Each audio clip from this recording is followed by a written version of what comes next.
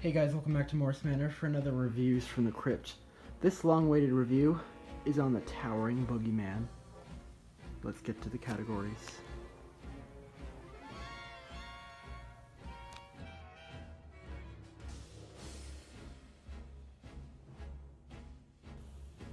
The first category is detail.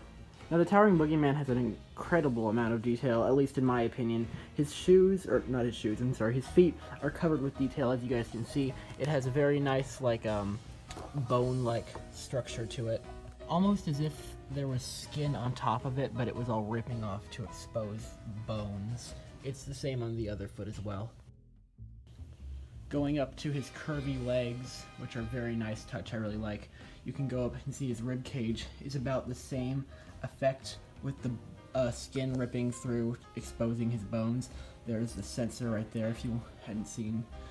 He's just covered in like tattered rags and clothes, as well as his hands are very well detailed. They're just standard seasonal visions hands, but on the back it actually has blood, which is very cool. I really like that. I wish maybe they put a little on the front or something though, because you can't really see the back unless you're abnormally tall. There's the Boogeyman's face itself, which a lot of the time comes deformed, as do most seasonal visions Reaper heads. Mine's a little bit deformed, but nothing I'm incredibly worried about. It looks a little bit better from this angle, but this part of his mouth is a little bit messed up. It looks kind of weird. And in my first video, I showed you guys this guy. His jaw was a little bit messed up, but it's definitely working a lot better now. So, that's always nice. This hand is well detailed as well. You can see the blood on this one. And he's holding the kid, which just has pink pajamas. And kind of a goofy, cartoony looking face. But I still really like it a lot. And it looks very cool, I think. Almost looks as if he's holding like Boo from Monsters, Inc. I thought that was kind of... I think that's kind of funny. Because it honestly does kind of look like that. So as you can see, he's very well detailed. His clothes are just kind of plain and black and everything, but I don't think they really need a lot of detail. He's very cool prop, and I really like him. And I'm giving him 1 full star for detail. The next category is price. Now, the Boogeyman retails for different prices at different stores. I've seen him on Trendy Halloween for $187, I believe, which is about the cheapest you can find him, or maybe on Walmart a while back, but I don't believe he's still on Walmart, but I'm not positive on that. However, places like Spirit Halloween charge a little bit more, coming up to like $300, which actually was lowered. I think before it was like $400 at Spirit, but now it's only $300, which, in my honest opinion, $300 is a bit much for him. I'd say he's definitely worth the $187, but then again, it's coming from Trendy Halloween, and they aren't exactly the most trustworthy company. Of course, I wouldn't say don't buy anything from them, because I know a lot of people have been very happy with things they've received from Trendy, but I've also heard a lot of people receiving broken and used items, so the price varies from where you buy them. I'd say he's definitely worth like anywhere from $200 to $250. Any more is a little much. But since he was actually given to me as a present, I'm not positive on the retail for this prop, but I'm just going to assume maybe $200 to $250, which is about a standard-ish price for him if you can find him in the right place. So I'm going to say that's definitely worth it. And I'll give him, since, you know, a lot of places charge different for him, I'll give him half a star for price, just because, you know, some places have really good prices and some have just outrageous prices. So, yeah, I'm just going to go ahead and give him half a star for price. The next category is quality. Now, the Towering Boogeyman is actually very decent quality. He has a metal frame and he has padding in his legs, and his arms are kind of padded, just they have padding over the metal rods holding them up. His head is made out of latex. He has LEDs in his eyes, of course. His chest piece is made of hard plastic, and his feet are very thin plastic.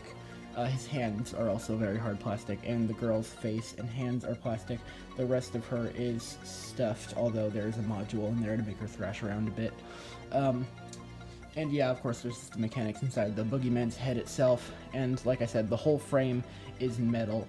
And he also has a spinal piece, which I'll show you in just a second. Right at the back there, you can't really see it under the clothes or anything, but he has a kind of like a spine piece to make it look as if he has a hunchback, which is like really bony or whatever, which I really like. That's actually one of my favorite pieces about him, even though nobody can see it. I think it's a nice little addition.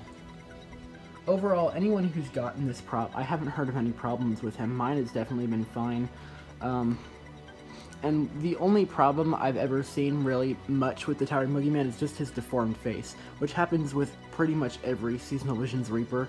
You always have to take the risk of their face being deformed, since pretty much, I mean, I'm not trying to hate on Seasonal Visions or anything, but if you look at all the Reaper props, their faces are pretty much identical.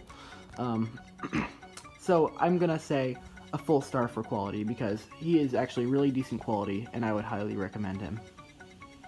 The next category is animation. So I'm going to go ahead and plug in the Towering Boogeyman so that you guys can see just what he does and how creepy he is in all of his creepiness. I don't know if that makes any sense, but let's go ahead and plug him in.